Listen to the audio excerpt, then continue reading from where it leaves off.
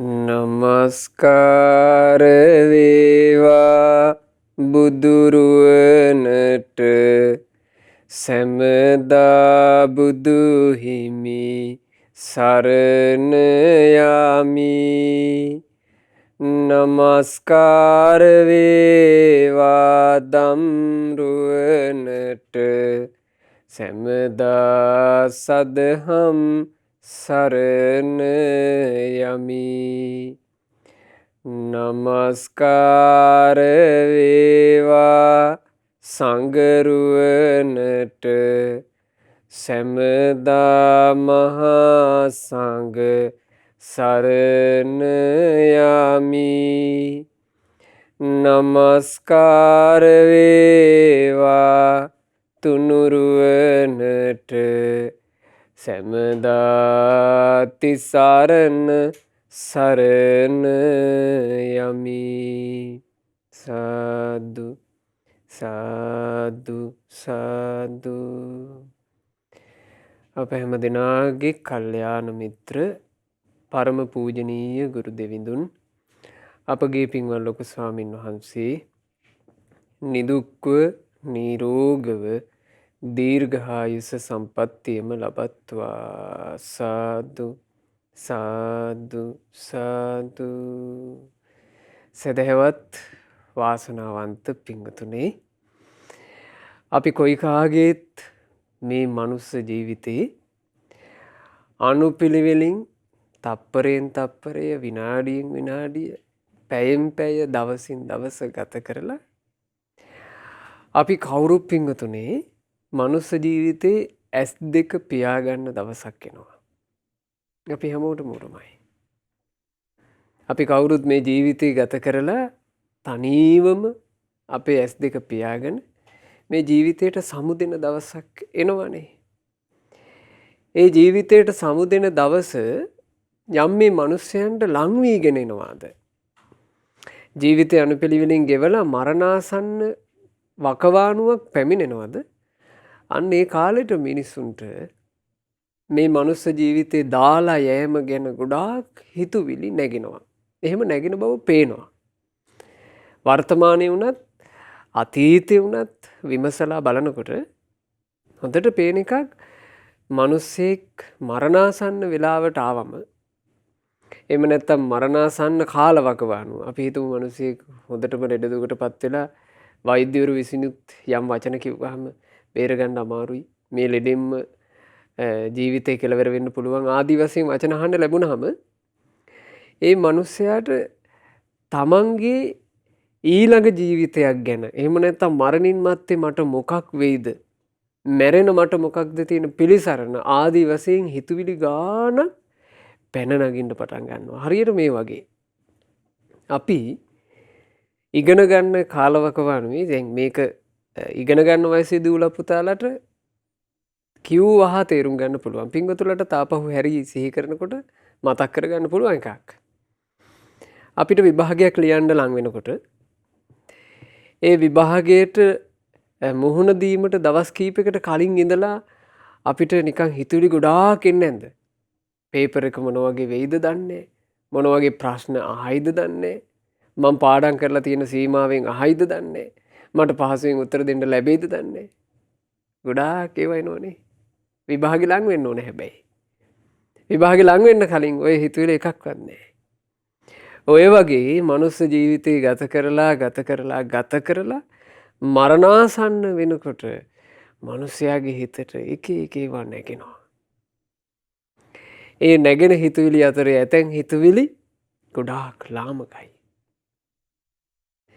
ඇතැම් හිතුවිල්ලක් බුදු කෙනෙකුගේ ධර්මයක් ආදිය අහලා තියෙන කෙනෙකුට, නුවණැත්තෙකුගේ වචනයක් අහලා තියෙන කෙනෙකුට යම් වටින හිතවිලි නැගෙන්නත් පුළුවන්.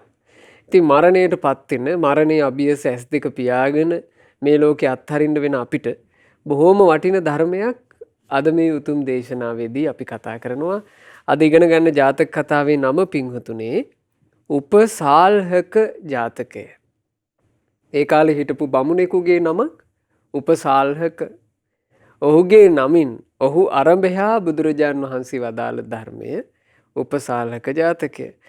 අද මේ දේශනාව වෙනුවෙන් දායකත්ව දරනු ලබන්නේ අවුරුදු 93ක් ආයු වළඳා 2019 අප්‍රේල් මාසේ 19 වන දින මීට වර්ෂ 3කට ඉහතදී මිය පරලෝ ගිය ද්‍රෝණ මින්ස්ලින් ශීලවතී සමරසිංහ මෑණියන් හට මේ සියලුම පින් අනුමෝදන්ව මෑණියන්ගේ පරලොව ජීවිතයේ ඒකාන්ත කොට සැපයටම පත්වෙත්වා කියන අදහසින් එංගලන්තයේ වෙසෙන පින්වත් ලක්ෂ්මන් සමරසිංහ මහත්මයා ඒ වගේම ස්වර්ණා සුධර්මා අනුර චන්දිම දයාරත්න ගාල්ලගේ කියන සහෝදර සහෝදරියන් ඒ වගේම මියගිය මෑණියන්ගේ ආදරණීය දූ දරුවන් කෙන්සි සහ එල්සී යන මිනිපිරියන් ඇතුළු පවුලේ හැම දෙනාම ඒක රාශී වෙලයි ඒ තමන්ගේ මිය පරලෝ ගියපු ඥාතිවරයාට පින් අනුමෝදනා පිණිස අද මේ විදිහට ධර්ම දානමය පින සිද්ධ කරන්නේ. පින්වතුනේ උපසාල්හක ජාතකය භාග්‍යතුන් වහන්සේ දේශනා කළේ රජගහනුවර වේළුවනාරාමේ වැඩ ඉන්න කාලේ. ඒකට හේතුව ඔය උපසාල්හක කියන බමුණා හිටියේ රජගහනුවර. මේ බමුණාට තිබුණේ අමුතුම විදිහේ අදහසක්. දැන් මේ බමුණා උපසාල්හක බමුණා පිළිවෙලින් ජීවිතය ගත කරලා ජීවිතයේ අවසාන අවධියට ඇවිදින් හිටියා. මොහුට හොඳ තරුණ පහේ පුතෙකුත් හිටියා. ඉතින් උපසාල්හක බමුණට දැන් නිතර මතක් වෙනවා තමුන්ගේ මරණය. ඇයි උපසාල්හක බමුණාට පේනවා තමන්ගේ වයසේ සම අය මෙරි මෙරි යනවා. ඊළඟට තමන් එකට තක්ෂශිලාවල ඉගෙන ගත්ත යාළුවෝ මැරුණා කියලා ආරංචි වෙනවා. අසවල් මිත්‍රයාත් මලා, අසවල් මිත්‍රයාත් මලා, අසවල් මිතුරියත් මලා. මගේ ජීවිතේටත් මරණය කියන එක නුදුරේම එනවා කියලා හිතුවිලි දැන් නැගෙනවා. ඒ හිතුවිලි නැගෙනකොට මොහු ජීවිතය සම්බන්ධයෙන් වෙනස්ම විදිහේ මතයක් දරපු කෙනෙක්.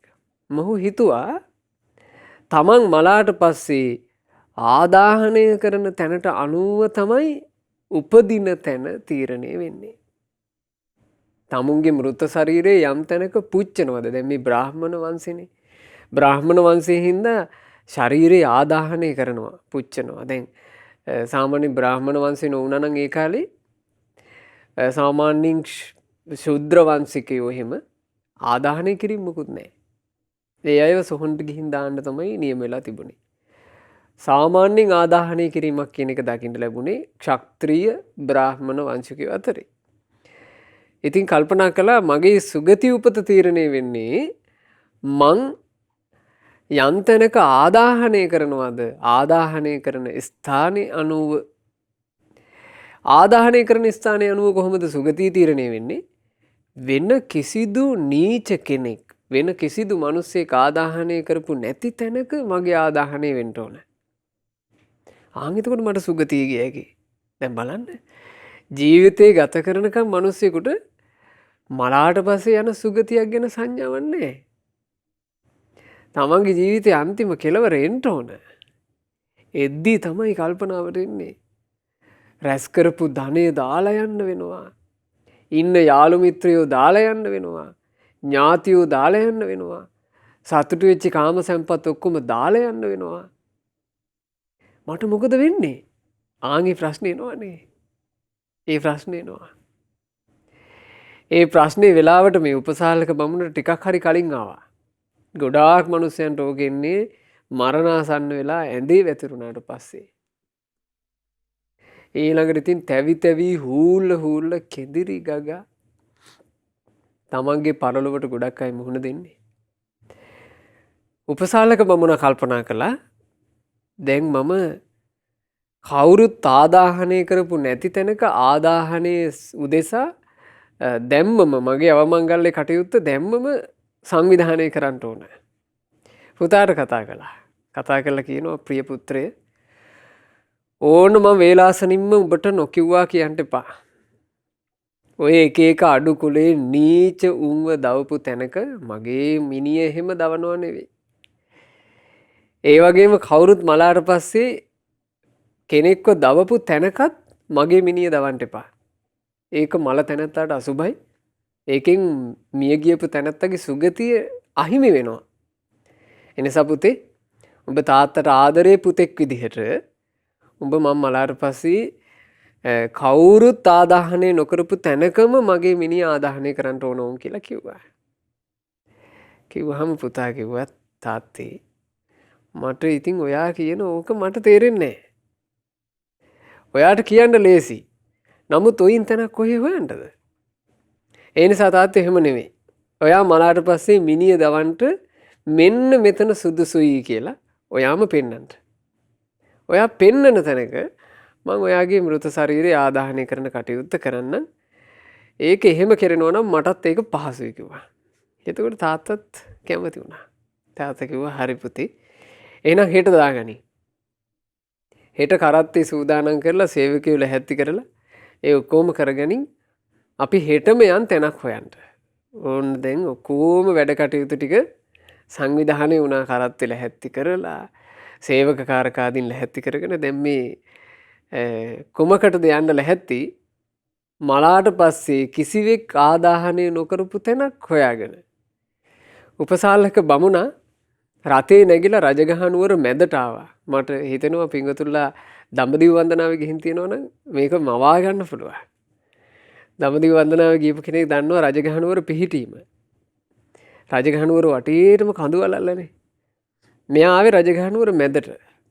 ඇවිල්ලා බැලුවා ඕනම කෙනෙක් ලේසියෙන්ම තෝරගන්නවා ආදාහනයක් කරන්නට පහළ භූමි ප්‍රදේශය. අනිවාර්යෙන් කවුරුත් ආදාහනය නොකරපු තැනක් හොයාගන්න නම් සුදුසුම කන්ද කිව්වා පුතේ නගිමු අපි ගිජ්ජකූටට කිව්වා.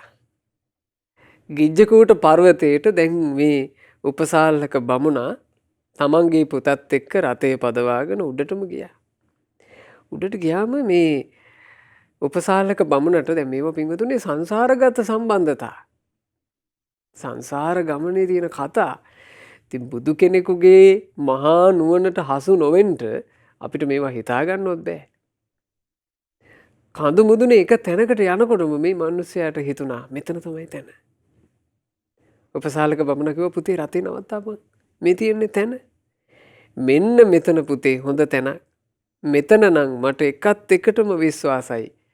කිසිම වාසලයක්ව නොදවපු තැනක්. ඒ නිසා මෙන්න මෙතන හොඳට ලකුණු කරපන්. මං මිය ගියපු දවසක මගේ මෘත ශරීරය උඹ අරගෙන එන්න ඕන මෙතෙන්ට. මෙතන ආදාහනය කරාපන් කිව්වා. ඉතින් පුතාත් ඉතින් මොනවා හරි කරලා සලකුණකුත් දාගන්න ඇති. දාගෙන හිට ඔන්න ආයෙමත් තාත්තත් එක්ක රතේ නැගිලා දැන් පහලට බහිනවා. ඒ වෙලාවේ ඒ මොහොතේ තිලෝගුරු භාග්‍යවත් බුදුරජාණන් වහන්සේ රජගහනුවර වේළුවනාරාමේ මොහොතකට මහා කරුණා සමවතට සමවැදුණා. එසැනින් භාග්‍යතුන් වහන්සේ දකිනවා මේ පියපුතු දෙදෙනා. දෙන්නාටම ධර්මාවබෝධ කරන්න පින තියෙනවා. ධර්මාවබෝධ කරන්න තරම් මහා පුණ්‍ය සම්පත්තියක් සහිත දෙන්නෙක් තමයි මේ විකාර දෙක පටලවිලා ඉන්නේ. බලන්න පින්වතුනේ බුදු කෙනෙකුගේ උපතක තියෙන සුන්දරත්වය ගැනයි මේ පහදන්නේ. බුදු කෙනෙකුගේ උපත නොතිබුණා නම් පින් තියෙන අයොත් කරන වැඩ බලන්න. පින් තියෙන අය තමයි මලාට පස්සේ පුච්චන තැනට අනුව සුගතිය තීරණය වෙනවා කියලා ඔළුවේ අදහස් දරාගෙන හිටියේ. පින තියෙන අය. පින තියෙන අයටත් එහෙම අදහස් තියෙනවා නම් පින නැති පුද්ගලයන්ගේ අදහස් ගැන හිතන්න. ඒකයි. සම්බුද්ධ ශාසනය මුණ ගැහිච්ච මොහොත කියලා කියන්නේ නුවණ අවදි කරගන්න ලැබිච්ච එකම අවස්ථාව. ඒ අවස්ථාව මගේ හැරුණොත් නම් පින්වතුනේ යලි නුවණක් උපද්ද ගන්නට කවදා අවකාශ ලැබෙවිද? බුදුරජාන් වහන්සේ ජීවමානව වැඩ හිටපු නිසා පින් තියෙන කෙනාව හොයාගෙන භාග්‍යතුන් වහන්සේ වැඩම කළා. දැන් අපිට පින තියනවද කියලා බලන්න හරි අපිට කරන්න තියෙන්නේ බුදුරජාන් වහන්සේ හොයාගෙන යන එක. දැන් අපි හොයාගෙන භාග්‍යතුන් වහන්සේ වඩින්නේ. දැන් අපි ඒ මහා කාරුණිකයන් වහන්සේ සොයා යා යුතුයි. ඒ බුදුරජාන් වහන්සේගේ ශ්‍රී සද්ධර්මය අධ්‍යයනය කළ යුතුයි. කල්යාණ මිත්‍රයන් වහන්සේලාට මහා ගෞරවයකින් යුක්තව ඒ ධර්මය අපි ටික ටික පුරුදු කළ යුතුයි.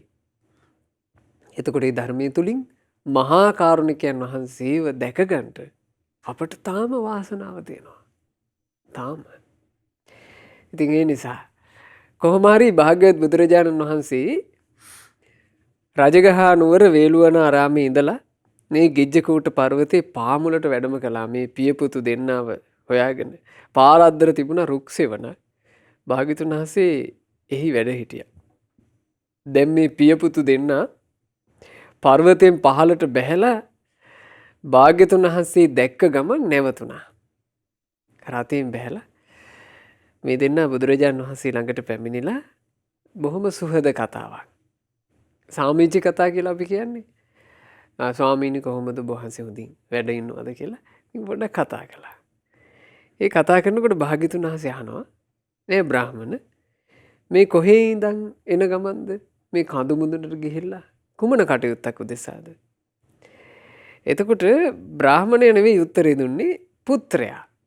මොකද පුත්‍රයාට තියෙන්න ඇති හිතක් මේ තාත්තගේ අමුතු වැඩ මොනවද මන්ද මේ තාත්තගේ වැඩ කියලා අදහසක්.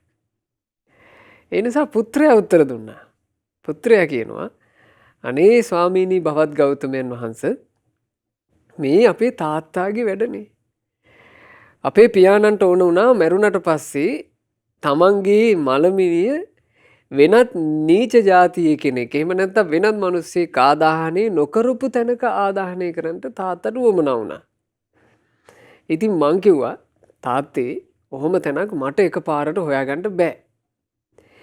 ඒ නිසා අපේ තාත්තම මැරෙන්න කලින් මට තැනක් පෙන්වන්න කියලා.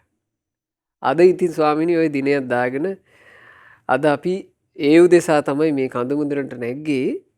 ඔන්න ස්වාමීනි අපේ තාත්තා කඳ මුදුනේ එක තැනක් මට පෙන්නුවා. මං ඒ තැනත් හොඳට සලකුණු කරලා හිට මේ පහලට බහින ගමන් කිව්වා. බුදුරජාණන් වහන්සේ වදාලා බොහොම හොඳයි. මාත් කැමති ඔබේ පියා සොයාගත්ත ඒ අපූරු තැන කවුරුත් ආදාහනය නොකරපු තැන කුමක්ද කියලා බලන්න මාත් සතුටුයි. මොකද කියන්නේ අපි ආපහු හැරිලා ඉහළට යමුද කියලා ඇහුවා. එතකොට මේ පියපුතු දෙන්නට හරි සන්තෝසයි. ඇයි හේතුව ඒ අයට අදහසක් තිබුණා බුදුරජාණන් වහන්සේ කියලා කියන්නේ ලොකු ඥානයක් තියෙන ලොකු නුවණක් තියෙන කෙනෙක්. ඒ බුදුරජාණන් වහන්සේ අපි හොයාගත්ත තැන දකිනවා නම් අපිට වැරදිලා තියෙනවා නම් හරි තැනක් පෙන්නයි කියලා හිත සතුටු හිතුණා. ඉතින් මේ දෙන්න රතෙන් ගමන නවත්තලා බුදුරජාණන් වහන්සේත් එක්ක පාගමනින්ම ගිජ්ජකූටේට නැගගත්තා. ඉතින් ගිජ්ජකූටේ උඩටම වැඩියාට පස්සේ භාග්‍යවත් බුදුරජාණන් වහන්සේ මේ පියපුතු දෙන්නගෙන් අහනවා දැන් කෝ තැන මට තැන පෙන්වන්න කිව්වා. එතකොට මේ පුත්‍රයා කියනවා ස්වාමීනි මෙන්න මෙතන තමයි අපේ තාත්තා පෙන්නපු තැන. ඒ සුද්ධ වූ ස්ථානයේ මම මේ විදිහට සලකුණුත් සිද්ධ කළා ස්වාමීනි කියලා පෙන්නවා. බුදුරජාණන් වහන්සේ වදාලා පුත්‍රය ඔබේ පියා ආදාහරණය කරන තැන සුද්ධව තියෙන්න ඕන කියන ශොහොන් සුද්ධි මතයේ හිටියේ මේ ආත්මේ විතරක් නෙවෙයි. ඔන්න බුදුරජාණන් වහන්සේගේ ආශ්චර්යමත් කරුණාව ඒ ආශ්චර්යමත් ඥානය අතීතය සම්බන්ධයෙන් කෙලවරක් නැතුව දකින විස්මයජනක භාවය ගිජ්ජකූට පර්වතයේදී විවර වුණා.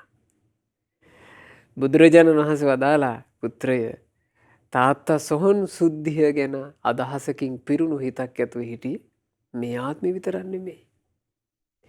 භාග්‍යවතුන් වහන්සේ මේ කාරණේ එහෙම කියන්නේ කොහොමද? කලින් ආත්මත් දකින නිසා. මේ ආත්ම විතරක් නෙවෙයි ඔය අදහස තිබුණේ. මේට කලින් ආත්මවලත් ඔය මතයේම හිටියා. ඒ වගේමයි තමන්ගේ මිනිහ ආදාහනය කරන්න සුදුසු සුද්ධ ස්ථානය කියලා මෙතන පෙන්නුවේ මේ ආත්මේ විතරක් නෙමෙයි. මෙන්න මෙතන තමයි කිසිම නීචයෙක් ආදාහනය නොකරපු තැන කියලා මෙතනම පෙන්නපු පළවෙනි අවස්ථාව මේක නෙමෙයි කිව්වා. අපි සමහරලාට පින්වතුනි අතර අපි ජීවිතේ ගත කරනකොට ගෙවල් හදන්න ඕන ඉඩම් හොයනවා. ඉඩම් හොයලා සමහරවිට අපිට එක තැනකට හිත යනවා. අපි කල්පනා කරනවා මෙතන තමයි තැන කියලා. සමහරවිට අපිට හිතෙන්නේ අපි ජීවිතේ මුල්ම වතාවට මෙතන තමයි තැන කියලා හරියට තෝරගත්ත කියලා. අපි දන්නේ අපේ සංසාර ගමනේ අපි කී වතාවක් ඔය තැන තෝරගෙන තියෙනවද කියලා. ස්ත්‍රී පුරුෂය අතරේ අපි හොයාගන්නවා මෙයා තමයි මට හොඳම කෙනා කියලා. සමහරවිට අපි හිතනවා ඒ තමයි මගේ පළමුවෙනි තේරීම කියලා. සමහර විට අපි දන්නේ නැහැ පින්වතුනි. මෙයා තමයි මට හොඳම කෙනා කියලා ස්ත්‍රී පුරුෂයෝ සංසාර ගමනේ කී වතාවක් අපි විසින් ඔහොම එකම කෙනාව තෝරන්නේ නැද්ද? ඉතින් ඒක තමයි මේ සංසාර ගමනේ ඇත්ත ස්වභාවය. බුදුරජාණන් වහන්සේ වදාලා මීට කලින් ආත්ම භාවයකත් මේ තැනම පෙන්වන්නේ කිව්වා. එතකොට අර තරුණ පුත්‍රයාටත් ඒ බ්‍රාහ්මණතුමාටත් අතීත විස්තරي දැනගන්න ආසාවක් ඇති වුණා.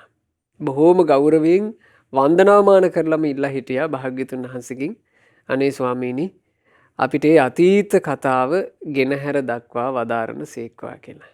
ඒ වෙලාවේ බුදුරජාණන් වහන්සේ වදාළ ජාතක පුවත තමයි උපසාල්හක ජාතකය.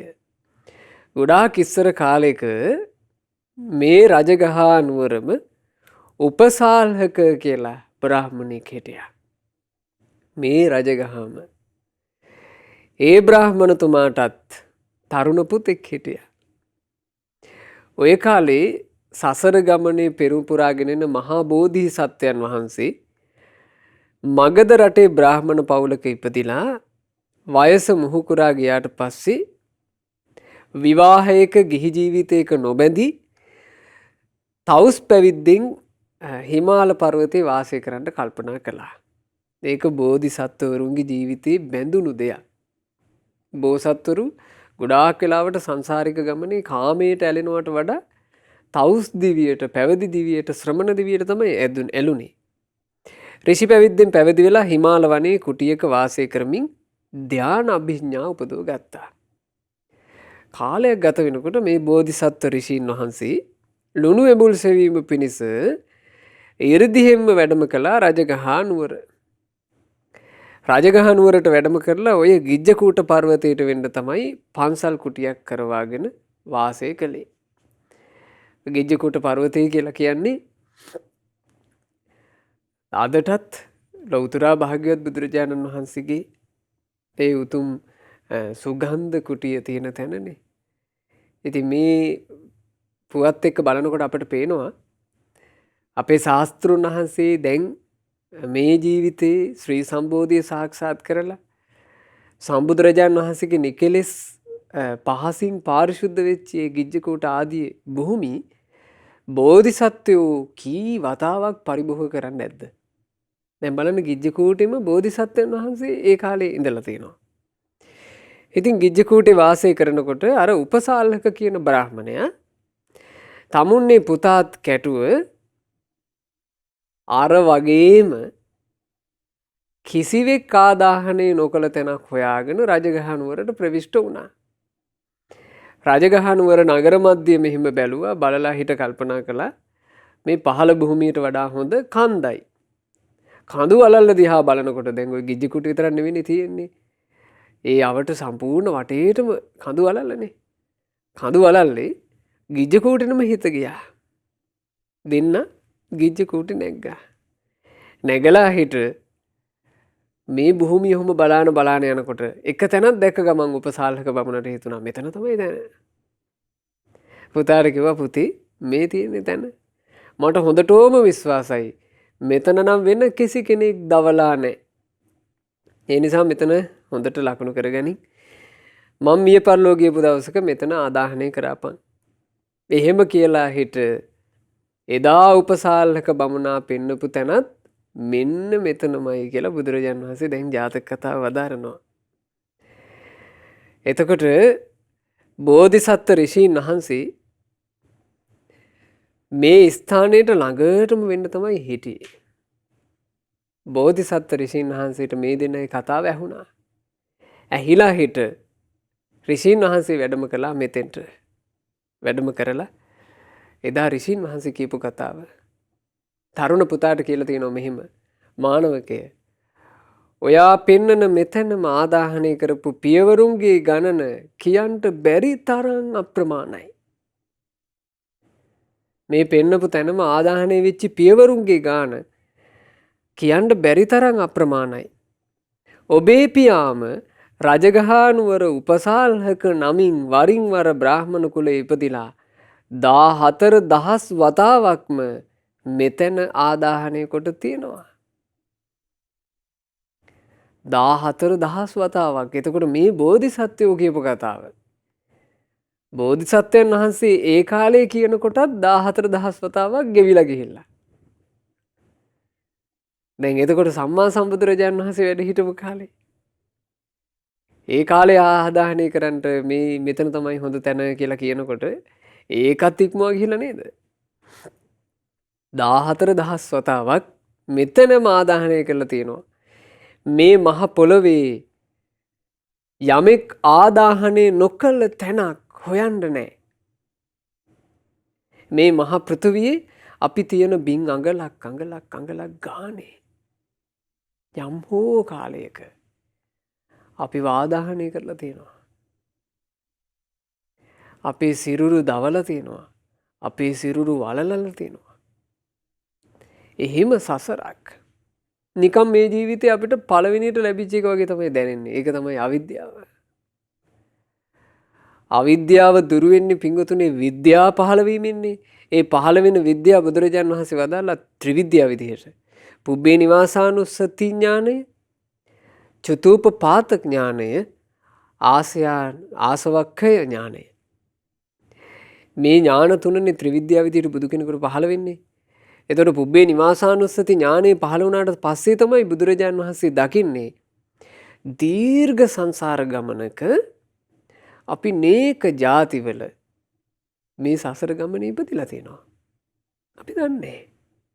අපිට තින්නේ මේ තමයි පළවෙනි එක කියලා. මේ සංසාර ගමනේ අපිට අතීත ජීවිත ගැන කෙසේ වෙතත් අඩු ගානේ අම්මගේ බඩේ හිටපු කාලේ මතකද? මතක නැහැ. ඉපදිලා ඉතා කුඩා සංදිය මතකද? මතක නැහැ. අපිට සාමාන්‍යයෙන් ওই පුංචිම කාලේ මතකයේ විදියට ගත්තොත් එහෙම එක්ක අම්මා තාත්තගෙන් ගුටි කාපු එකක්. එහෙම නැත්නම් අපි මේ ටිකක් රිදෙන්න වැටිච්ච එකක්. අපේ සෙල්ලම් බඩුවක් කැඩිච්ච එකක්. ওই මොනවා හරි එකන්නේ අපිට මතක. අපිට මේ ගත කරපු ජීවිතේ වුණත් මතකයේ තියෙන්නේ කොච්චර සීමිත කාලවකවානුවක්ද නේ? අතීත සසර ගමනක් ගැන කවර කතාද? ඒ නිසා විද්‍යාව පහළ නොවෙන තාක් සංසාරගත සත්‍යය හිතන්නේ මේක තමයි පළවෙනි එක කියලා. ඉතින් බුදුරජාන් වහන්සේ වදාලා මේ උපන් සත්වයා හට සොහොනක් නොවිච්චි භූමියක් මේ මහ පෘථිවියේ සොයාගන්නට නැත. හිස නොතැබූ තැනක් සොයාගන්නට නැත කියලා ඒ බෝධිසත්ව ඍෂීන් වහන්සේ තාපසීන් වහන්සේ පෙරවිසූ කඳ පිළිවෙල දක්නා නුවණින් දැකපු කාරණේ ගාථා දෙකකින් මෙහෙම කිව්වා. 14,000 වතාවක්ම උපසාල්හක යන නමින්ම ඔබ පෙන්නා දුන්න තැනම ඒ කියන්නේ මෙන්න මෙතන. මරුණු විටදි දවා තිබේ දැව් සොහන මෙතන තිබේ. සුසානයක් නොවුණු තැනක් කොහොම සොයන්නද මෙලොවේ. ඔන්න හිත ඇතුලේ තියාගන්න ලස්සන වචනයක්. සුසානයක් නොවුණු තැනක් කොහොම සොයන්නද මෙලොවේ. මේ මුළු පෘථුවියම කියලා කියන්නේ ඇත්තටම සුසානයක්, සොහනක්. නේක ಜಾතිවල අපේම සොහන. නේක ಜಾතිවල අපිම ආදාහනය කරපු වලලපු තැන. අපේ ජීවිතේ මේ මහ පෘථුවියේ යම් තැනක නිදන් නොවුණා නම් එහෙම තැනක් නැති තරම්. යම් කෙනෙකුන් තුල ඇත්නම් සත්‍ය හා ධර්මයත්, අහිංසාව සංයමයත්, ඉඳුරන්ගේ දමනයත් හරි තැන ලෙස නුවණැත්තෝ මේවා පුරුදුම කරත් ලොව තිබෙනා නොමැරෙන තැන ගුණයෙන් හටගත් තැනක්. ඔන්න ඒ ගාථාවෙත් තියෙනවා මතකේ දරා ගන්න ලස්සන වචනයක්. මොකද්ද? ලොව තිබෙනා නොමැරෙන තැන ගුණයෙන් හටගත් තැනයි. පිංගුතුනේ මේ ජීවිතය ඇතුලේ නොමැරෙන දෙයක් විදිහට අපි යමක් ගොඩනගා ගන්නවා නම් ඒක ගුණයක්මයි. ඒක ගුණයක්මයි. ඒ ගුණධර්ම අතරේ ප්‍රමුඛ ගුණය පළවෙනි එක සත්‍යය. ඇත්ත කතා කරනවා නම්, ඇත්තට හිස නවනවා නම්, ඇත්ත පිළිගන්නවා නම්, සත්‍ය තුල අවංකව ජීවිතය ගත කරනවා නම් ඒ සත්‍ය මරන්න බෑ. සත්‍ය කියලා කියන්නේ ලෝකේ එකයි. ලෝකේ බොරු ගොඩාක් තියෙන්න පුළුවන්. හැබැයි සත්‍ය එකයි. ඒ එකම එක සත්‍ය කිසි කෙනෙකුට නසන්න බෑ. සත්‍ය යටපත් කරනවා විතරයි. සත්‍ය වහනවා. සත්‍ය කියන එක කඩතුරාවකින් වහලා දාන්න පුළුවන්. හරියට මෙහෙම තේරුම් ගන්න. සත්‍ය කියලා කියන්නේ පින්වතුනි හොඳ පිහිටි පර්වතයක් වගේ එකක්.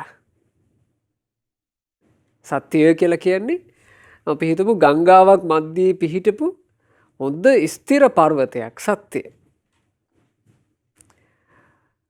කලින් කලට සැඩ පහරවල් ඇවිල්ලා මේ සත්‍යය කියන පර්වතේ වහගෙන යන්න පුළුවන්. පිහිටි ගල වැහෙනවා. දැන් ගංගාවල වල වතුර වැඩි වුණාම ගල් වැහිලා යන්නේ. පිහිටි ගල වැහෙනවා. හැබැයි වැහෙනෝ මිසක් නැතුව යන්නේ. සත්‍ය කියලා කියන්නේ එහෙම එකක්. සත්‍ය ලෝකේ කවදාවත් නැති වෙන්නේ. සත්‍යයට තමයි ලෝකේ නොමැරෙන දේ කියලා කියන්නේ. කලින් කලට වෙන්නේ අසත්‍ය බොරුව බලවත් වෙනවා. මොකද මේ ලෝකේ හැමදාම සත්‍ය කියන එක ඉදිරියේ තියෙනවා කියලා කතාවක් නෑ. මේ ලෝකේ වඩාත්ම ප්‍රමුඛයා බවට පත් වෙන්නේ බලය. බොරුව බලවත් වුණොත් ඒකට තමයි බලය තියෙන්නේ. යම් කලයක සත්‍ය බලවත් වෙනවා නම් සත්‍යයට බලය තියෙනවා. බුදු කෙනෙක් ලෝකේ පහළ වෙනකොට ඒකනේ වෙන්නේ. අරහත් සම්මා සම්බුදු රජාණන් වහන්සේ පහළ වෙලා විද්‍යාව බලවත් කරනවා. සත්‍ය බලවත් කරනවා. ඒ යුගයන් වල බුදුරජාණන් වහන්සේ වදාරපු පරම සත්‍ය බලවත්ව ලෝකේ පවතිනවා. දැන් මේ කාලවකවානු වෙනකොට යම් පමණකට සත්‍යයේ බලය රක්ෂා වෙලා තියෙනවා. නමුත් අපිට පේනවනේ අසත්‍ය කඩතුරා එහෙන් මෙහෙන් පැන නගින හැටිනේ. ඒවා බුදුරජාණන් වහන්සේම දේශනා කරලා තියෙනවා. පින්වතුන්ලා කියවන්න තේර තේරි ගාථා පොත. ඒ තේර තේරි ගාථා පොත ආදී කියවනකොට පේනවා පින්වතුනේ ඔය වර්තමානයේ තුල පැවිදි වෙස්සේ ඉඳලම ශාසනයේ කන පිරිසක් ඉන්නවනේ. පැවිදි වෙස් දරාගෙනම බුදුරජාණන් වහන්සේගේ භික්ෂූන් විදිහටම පෙනී හිටගෙන ශාසනය විනාශ කරන පිරිසක් ඉන්නවනේ. බුදුරජාණන් වහන්සේගේ ශාසනය තුල දිවිගෙවූ උත්තමයන් දැකලා තියෙනවා. අනාගතයේ සසුන වනසන කසාවත් පරෝපු අය ඒක අත්තුලේම පහළ වෙනවා කියලා. ඒව තමයි අද අපිට දකින්න ලැබෙන්නේ. ඒ උත්තමයෝ දැකපු අනාගතේ අද අපිට වර්තමානයේ වෙලා. ඒ උත්තමයන් අනාගතය කියලා දැක්කදී අද අපි වර්තමානයේ වෙලා. ඒකත් නුවණ තියෙන බුද්ධිමත් කෙනෙකුට ශාසනය ගැන තව තව හිත පහදව ගන්න කරුණක් කරගන්න පුළුවන්. ඒ උදෙසයි මං කිව්වේ තේරගාථා කියවන්න. සත්‍යයට ගරු කරන්න. සත්‍ය කියන එක පිළිගන්න. මොකද සත්‍ය කියලා කියන්නේ නොමරෙන දෙයක්. තමන්ගේ ජීවිතය තුළත් සත්‍ය හොඳට තැම්පත් කරගෙන තියාගන්න. අවංක මිනිසෙක් විදිහට ජීවිතය ගත කරන්න උත්සාහවත් වෙන්න. ඒක නැසෙන්නේ. ඊළඟ තමයි පින්වතුනි ධර්මය. ධර්මය කියලා කියන්නේ මේ ලෝකයේ තුල නුවණැත්තන් ඉස්මතු කරන හැබෑ ලෝක ස්වභාවය. නුවණැති උත්තමයෝ ඉස්මතු කරන හැබෑ ලෝක ස්වභාවය තමයි බුදුරජාණන් වහන්සේ අපට දේශනා කළේ. යම්කිසි කෙනෙක් සිත කය වචනයෙන් අකුසල් කරනවාද ඒ අකුසල් කිරීම කියලා කියන්නේ එයා ජීවිතේ වපුරන අයහපත් දෙයයි. යම්කිසි කෙනෙක් සිත කය වචනයෙන් කුසල් කරනවාද කුසල් කිරීම කියලා කියන්නේ ජීවිතේ වපුරන යහපත් දෙයයි. යමෙක් වපුරන්නේ අයහපත නම් ඵලය අයහපත් වනු ඇත.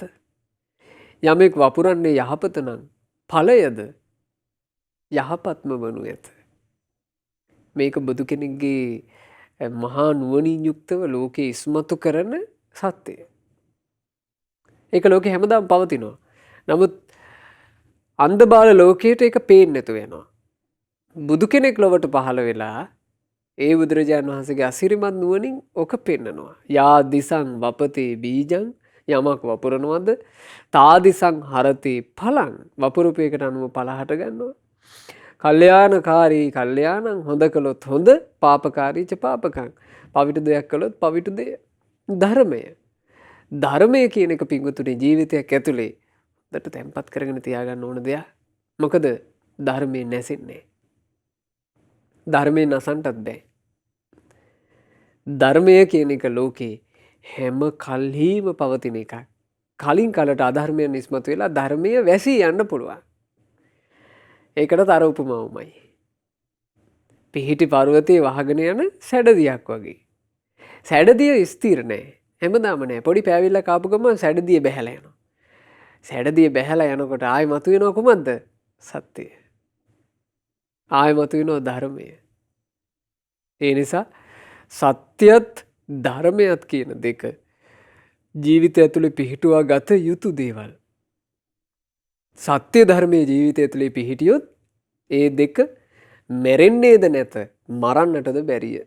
ඊළඟ දේ තමයි අහිංසා. අවිහිංසාව. කාටවත් හිංසා නොකරන බව. හිංසා නොකරන හිතුවිලි වලින් අපි ජීවිතේ පුළුවන් තරම් පුරව ගන්න ඕන.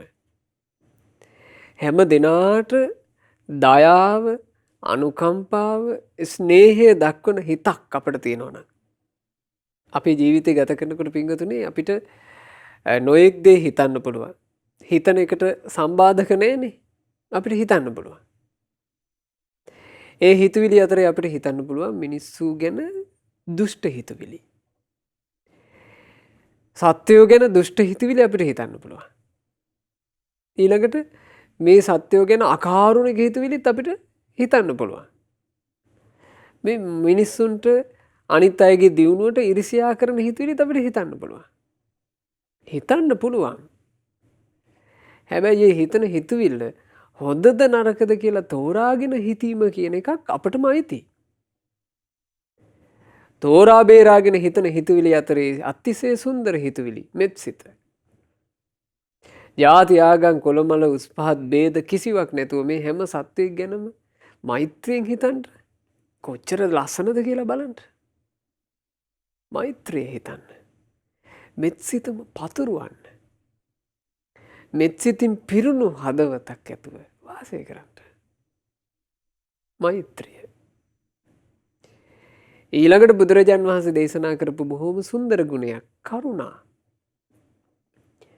අනිත් හැම සත්වයකම හැම මිනිසෙක්ම Tamanට උපමා කර කර කල්පනා කර කර බලන්න ඕන. අන්න එතකොට උපදිනවා කරුණා සිත. අනේ මේ සත්වය ඔක්කොම මම වගේමනේ. මං වගේම මේ අයත් ජීවිතයට ආසයි. හිංසාවක් නැතුව ජීවත් වෙන්න ආසයි. Taman සන්තක දේවල් ආරක්ෂා වෙනවට කැමතියි. සැනසිලිදායක ජීවිතයට කැමතියි. බොරු අහන්න අකමැතියි. කේලම් වලින් අවුල් වෙලා ඇවිලිලා යන්න අකමැතියි. මිහිරි වචන අහන්න කැමතියි. අපිට එහෙම බලන්න පුළුවන් නම් මේ මිනිස්සු දිහා මේ සත්වෝ දිහා ඒ හදවත කොච්චර සුන්දරයිද? පින්වතුනි ආස කරන්න ඕන අපි අපේ හිත ලස්සන එකක් විදිහට තියාගන්න. අපේ හිත කියන එක අපිට මෙහෙම අරන් පෙන්වන්න බෑනේ අනිත් අයට. මේ බලාගන්න මගේ හිත කියලා අපිට පුළුවන් අපි මූණත් අහඩුව පෙන්වන්න. අපි මේකප් කරලා පෙන්වනවා මේ බලාපල්ලා මම කියලා. අපිට පුළුවන් කොණ්ඩේ හදලා පෙන්වන්න මේ මගේ හෙයාර් ස්ටයිල් එක කියලා. අපිට පුළුවන් ඇඳුම් ආයතන වලින් සැරසිලා බාහිරට පෙන්වන්න. අපිට පුළුවන් ඔය තරඟ දිනලා සම්මාන අරගෙන මෙහෙම උස්සලා පෙන්වන්න. අපිට පුළුවන් ද හිත පෙන්වන්න. බෑ. කිසි කෙනෙකුට අපේ හිත අපිට පෙන්වන්නත් බෑ. ඒක ලේසි කෙනෙකුට දකින්නත් බෑ. හැබැයි ඔබ නිතර දකිමින් වාසය කළ යුත්තේ පින්වතුනි ඔබේ හිත නෙමෙයිද? නිතර දකිමින් වාසය කළ යුත්තේ ඔබට පෙනෙන්නේ ඔබේ හිත. ඔබ කණ්ණාඩිය ගාවට ගියොත් විතරයි ඔබට ඔබව පේන්නේ. ඔබේ ශරීරය, ඔබේ හෙයාර් ස්ටයිල් එක, ඔබේ මේකප් එක ඒවා ඔක්කොම ඔබට පේන්නේ ඔබ කණ්ණාඩියක් ඉස්සරහට ගියොත්. ඔබ කණ්ණාඩි ඉස්සරහට ගියත් නැතත් ඔබට ඔබව පේනවා. ඔබේ හිත තුලින්. තමන්ගේ හිත තුලින් තමන්ව දකිනකොට මිනිස්සෙක් ලස්සනට ඉන්න ආස නම් සුන්දරත්වයට කැමති නම් එයා ලස්සනටම හදාගන්න ඕනේ කොතනද? හිතනේ. තමන් නිතර දකින්න එක නේද තමන් ලස්සනට හදාගත යුත්තේ. දැන් අපිට නිතරම අපේ ඇස්මානයට පේන දෙයක් පින්වතුනි අපේ අත් දෙක. අත් දෙක ඇස්මානයට පේන නිසා මිනිසෙකුගේ ගොඩාක්ම පිරිසිදුයි අත් දෙක. මිනිසෙක් අත් දෙක නිතර හොදනවා. අත් දෙක නිතර පිරිසිදු කරනවා. අත්වල තියෙන නියපොතු වලට විශේෂ සැලකිල්ලක් දෙනවා. ඇයි හේතුව? අත් දෙක තමයි මිනිසෙකුට නිතරම පේන්නේ. තමන්ගේ ශරීරේ. ඒ වගේ අපිට නිතර දැක්ක යුතු අපිට විතරක් පේන අපේ හිත අපි කොච්චර ලස්සනට හදාගත යුතුද? හිත හදාගන්න එකතු කරගන්න මෛත්‍රිය, එකතු කරගන්න කරුණාව, එකතු කරගන්න මුදිතා ලස්සන ගුණයක්. අනිත් මිනිස්සෙකුගේ චූටි දියුණුවක් පවා දකිද්දී හිත ගොඩාක් සතුටු කරගන්න ලස්සන මිනිස්සු දකින්න අපි. හැමෝම එකම විදිහේ ලස්සනකින් නෙවෙයි මේ මනුස්ස ලෝකේ ජීවත් වෙන්නේ. අපි දකින්නව නේද ලස්සන ස්ත්‍රීන්, ලස්සන පුරුෂයෝ. අනේ හිතින් සතුටු වෙන්න මේ මිනිස්සු පින් කරපු අය. ඒ නිසායි ඔය ලස්සන. ඒ අයගේ පින රැකේවා. හානි වෙන්න එපා කියලා. ඒ හිත ඇතුලේ ඒක හිතන්න. ඒකට වියදම් යන්නේ. අපි දැක්කොත් එහෙම සමහරවිට අපිට පාපැදියක් තරම් දෙයක්වත් අපිට නැහැ. නමුත් අපි දකිනවා කෝටි 3 4 වටින වාහනවල මිනිස්සු නැගලා යනවා. ඊර්ෂ්‍යා කරන්න එපා. ඒ මිනිසුන්ගේ ඒ සුව පහසුව ගැන හදවතින් සතුටු වෙන්න. ලස්සනයි ඒ හිත්. ඊර්ෂ්‍යා කරන්න ගත්තොත් පිච්චෙනවා පිච්චිල්ලක් හිත්. කෙලවරක් නෑ. හැබැයි ඒ ඊර්ෂ්‍යාව වෙනුවට මුදිතාව කියන සිසිලස හිතට එකතු කරගත්තොත් ඒ සිසිලස ජීවිතය කියන එක වේගින් සිහිල් භාවයට පත් කරනවා. ඒක හරි සුන්දර එකක්. මුදිතා. අනිත් අය දක්ෂතා පෙන්වනකොට ඒ දක්ෂතා වලට ආශිර්වාද කරන්න. අනිත් අයගේ දියුණුව දකිනකොට හදවතින් සතුටු වෙන්න. යදා ලද්ද සම්පත්තිතෝ මා විගච්ඡන්තෝ. අනේ මේ අය ලැබූ සත්ව සම්පතකින් පිරිහෙන්න නම් එපා. අන්න ඒක තමයි මුදිතා කියලා කියන්නේ. එකතු කරගන්න හිත ඇතුළට මුදිතාව. එකතු කරගන්න හිත ඇතුළට බුදු ගුණ මානසිකාරය. එකතු කරගන්න හිත ඇතුළට ධර්මී ගුණ හිතීම. එකතු කරගන්න හිත ඇතුළට රහතුන්ගේ ගුණ හිතීම, සංඝයාගේ ගුණ හිතීම. මේ වගේ ලස්සන දේවල්. ඊළඟට එකතු කරගන්න තමන්ගේ සීලය ආවර්ජනය කිරීම, සීලානුස්සති. ඊළඟට එකතු කරගන්න තමන් දීපු දම්පැන් සිහි කිරීම, ඡාගානුස්සති. ලස්සන ඒ හිත. අන්න එහෙම හිතක් උපදව ගන්න මහන්සි ගන්න. එහෙම හිතක් තියෙනවා නම් ඒ හිත යම් තැනක තියෙනවද? ඒ හිත සුන්දරයි. ඒ හිත දරන කෙනා කොච්චර සුන්දරද? ඊළඟ එක තමයි සංයමය. සංයම කියලා කියන්නේ සිත, කය, වචනය කියන තුන හොඳට පාලනය කර ගැනීම. මේ තුන පාලනය තමන්ට පෞද්ගලික එකක්. තමන් කයින් කරන ක්‍රියා තමන්ට පුළුවන් හසුරවන්න.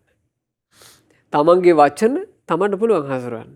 තමන් හිතන හිතුවිලි තමන්ට පුළුවන් හසුරවන්න. ඒවා යහපත පැත්තට හසුරුව ගන්න.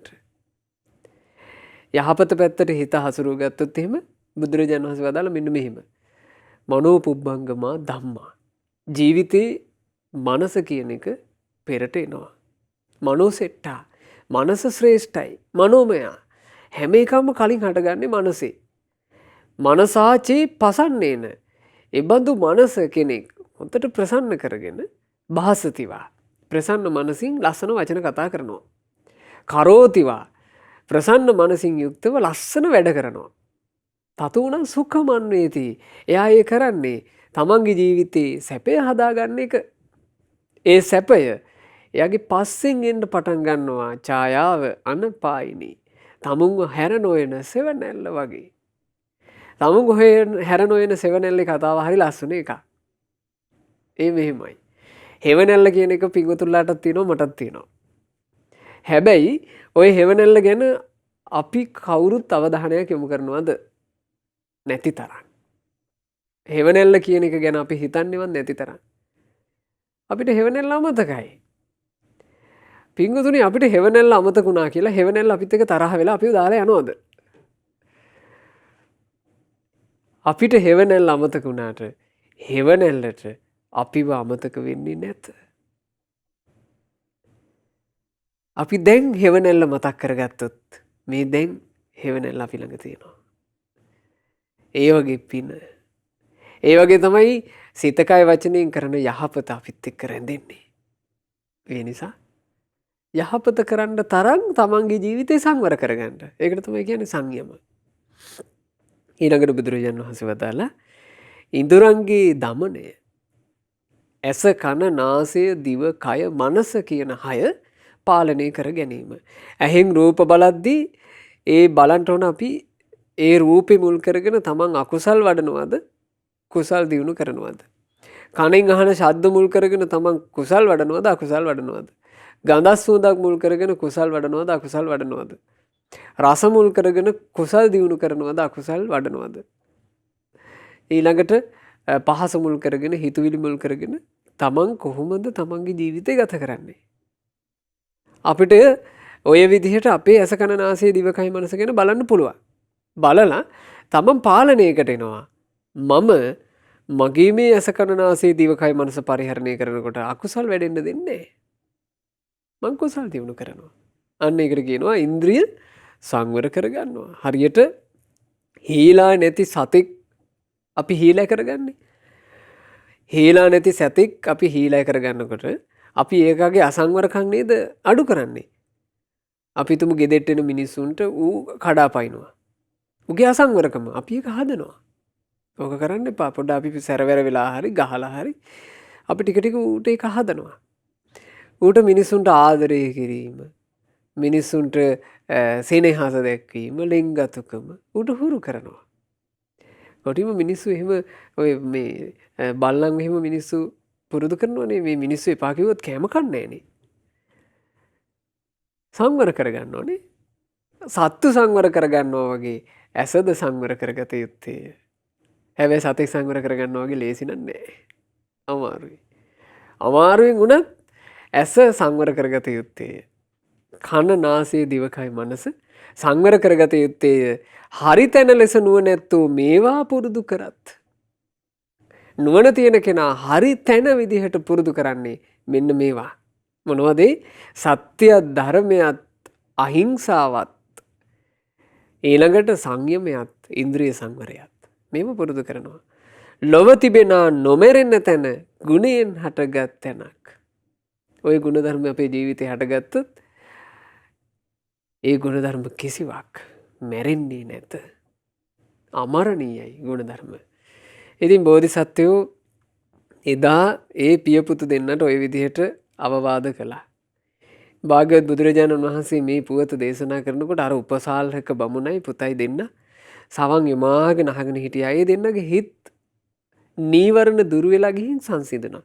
බුදුරජාණන් වහන්සේ ඒ වෙලාවේ චතුරාර්ය සත්‍ය ධර්මය දේශනා කළා.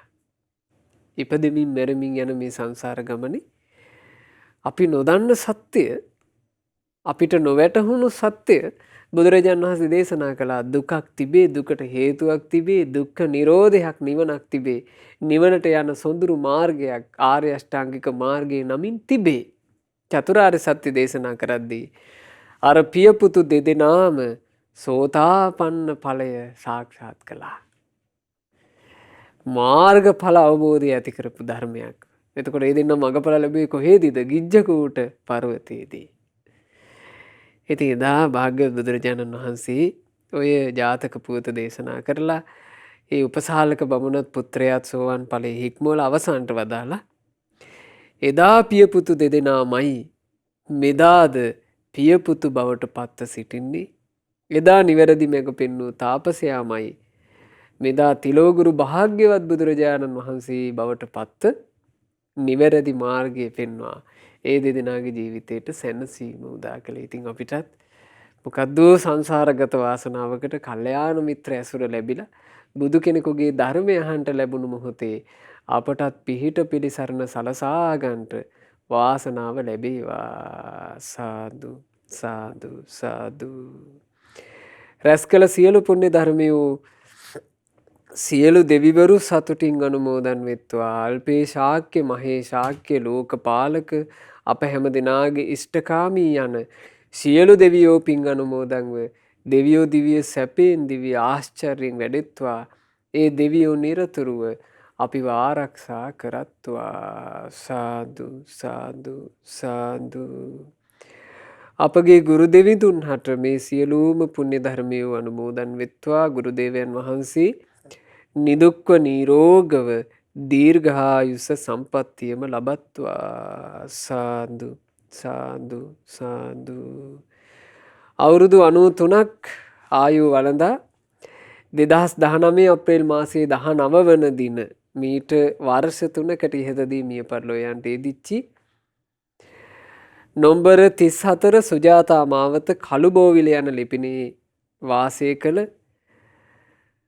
පින්වත් ද්‍රෝණ මින්ස්ලින් ශීලවතී සමරසිංහ මෑණියන් හට සියලු පුණ්‍ය ධර්මයෝ අනුමෝදන් වෙත්වා. අනුමෝදන් වෙත්වා. අනුමෝදන් වෙත්වා.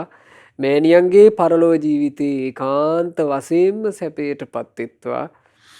ඒ වගේම අද ධර්ම දානයන් සිදු කරන සදහැවත් පින්වතුන්ලා හැමදෙනා නමින් අනන්ත සසර පුරාවටම මියගිය සියලු ඥාති සමූහයා පින් අනුමෝදන්ව ඥාතීන්ගේ පරලොව සැපයට පත්වී අපගේ ඥාතීන් ඉක්මන් භවයකදීම සසර දුකින් අත් මිදේවා කියන ප්‍රාර්ථනාවෙන් පින් අනුමෝදනා සිදු කරන්න. විශේෂයෙන් දැනට අසනීප තත්ත්වයෙන් පසුවෙන පින්වත් කෙන්සී මිනිපිරියට රැස් කරපු සියලුම පුණ්‍ය ධර්මයන්ගේ ආශිර්වාදේ රත්නත්‍රයේ ආශිර්වාදයේ සියලු දෙවියන්ගේ ආශිර්වාදේ සැලසී ඒ සියලු රෝග පීඩාවෝ දුරු වේවා. කායික මානසික දුක් පීඩා දුරුව කායික මානසික සැප සැහැල්ලුව නිදුක් නිරෝග සුවයම සැලසේවා. ඒ කෙන්සී මිනිපිරියට ඉක්මනින්ම නිදුක් නිරෝග සුව ශාන්තිය ලැබෙන්න මේ පින හේතු වේවා කියලා අපි ආශිර්වාද කරනවා සෙත් පතනවා. ධර්ම දානයන් සිදු කළා වූ එංගලන්තයේ වෙසෙන පින්වත් ලක්ෂ්මන් සමරසිංහ මහත්මයාට ඒ වගේම ස්වරණා සුධර්මා අනුර චන්දිම දයාරත්න සහ ගාල්ලගේ යන ඒ සහෝදර සහෝදරියන්ට ඒ වගේම පවුලේ දූ දරුවන්ට කෙන්සී සහ එල්සී යන මිනිපිරියන්ට මේ සියලු දෙනාට මේ සියලු පින් අනුමෝදන් වෙත්වා. සියලු දෙනාට නිදුක් නිරෝග සුවයම සැලසේවා. තම තමන් ජීවිතේ කරන කියන රැකී රක්ෂා ව්‍යාපාර ආදී දේ ඇද්ද ඒ සියල්ල ਸਰව ප්‍රකාරයෙන් සාර්ථක වේවා. ඒ කෙන්සී එල්සී යන මිනිපිරියන් ඇතුළු පවුලේ දරුවෝ සියලු දෙනාගේ අධ්‍යාපන කටයුතු ආදී අනාගත සියලු පැතුම් ਸਰව ප්‍රකාරයෙන්ම සාර්ථකත්වයට දියුණුවට පත්වෙත්වා. ජීවිතයට පෙනෙන නොපෙනෙන කරදර බාධා ආදිය යම්තාක් වෙද්ද සියල්ලම දුරු වේවා. සැනසille පින්වතුන්ලාට තමන්ගේ ජීවිතේ යහපත්ව සුවසේ ගත කරන්නට ලැබේවා. විශේෂයෙන් කල්යාණ මිත්‍ර ඇසුරේ තව තවත් පින් කර ගන්නට ලැබේවා. තව තවත් සුවසේම ධර්මයේ හැසිරෙන්නට ලැබේවා.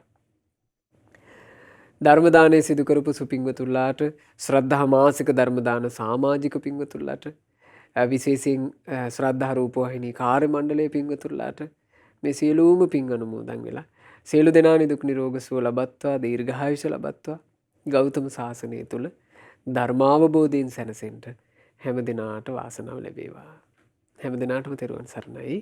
නමෝ බුද්ධාය. මෙවැනි වටිනා ධර්ම දේශනා ශ්‍රවණය කිරීමට ශ්‍රද්ධා ඩේලි YouTube චැනලය සබ්ස්ක්‍රයිබ් කරන්න.